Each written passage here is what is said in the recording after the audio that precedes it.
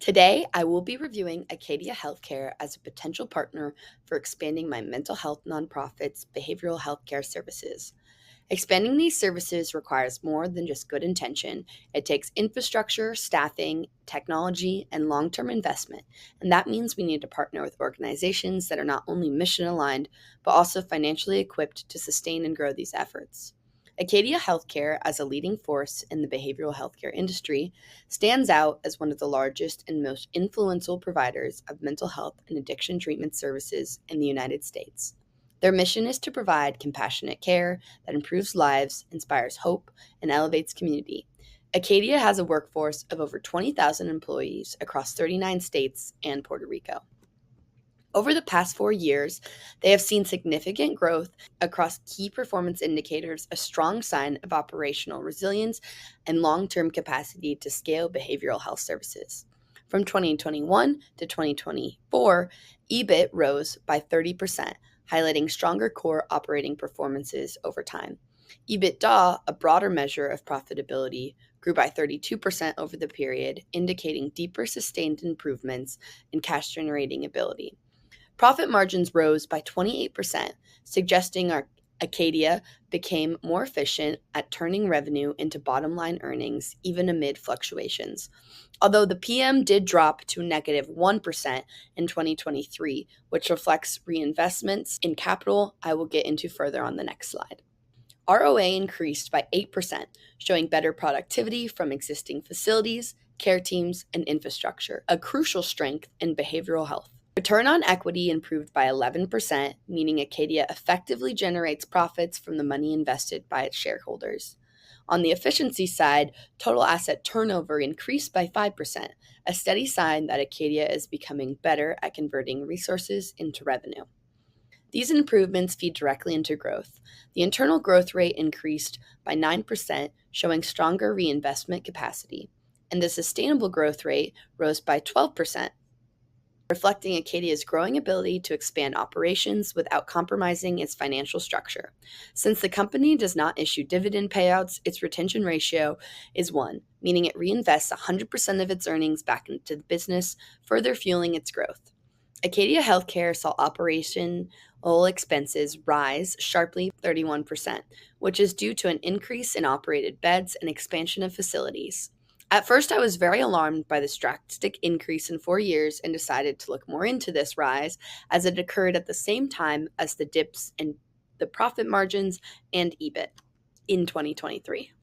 EBIT dropped drastically from a negative 56,000 before rebounding back to a positive 452,000 in 2024. This swing tells us that Acadia faced real operational pressures and then recovered, which is important context as we evaluate risk and resilience. In 2023 alone, Acadia added 776 beds, including 312 through expansions at existing facilities and 464 through 4 new hospitals and 1 joint venture. These capital-intensive investments in inpatient care significantly impacted infrastructure, staffing, and supply costs, which explains why operating expenses have increased so much over the past 4 years. Due to the increase in expenses and operated beds in 2023, the net income was negative, which was also ultimately alarming but demonstrated capital investment resiliency. Looking at their financial ratios from 2021 to 2024, Acadia demonstrates a pattern of financial discipline, operational resilience, and strategic adaptability, qualities that are critical for a partner looking to scale sustainable, community-based mental health solutions like my nonprofit. Despite the dip in Acadia's current ratio in 2023 to 6.05, all the values reflect a strong liquidity cushion, giving Acadia the flexibility to invest in new services and weather unexpected costs.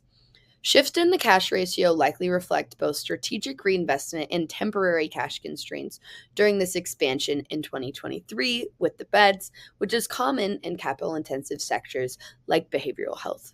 On the leverage side, Acadia's debt ratio remained relatively stable, fluctuating modestly between 44% and 48%. This stability suggests thoughtful debt management. Healthcare organizations often rely on debt to fund growth and facility expansion, and Acadia has kept this balance steady even while scaling operations.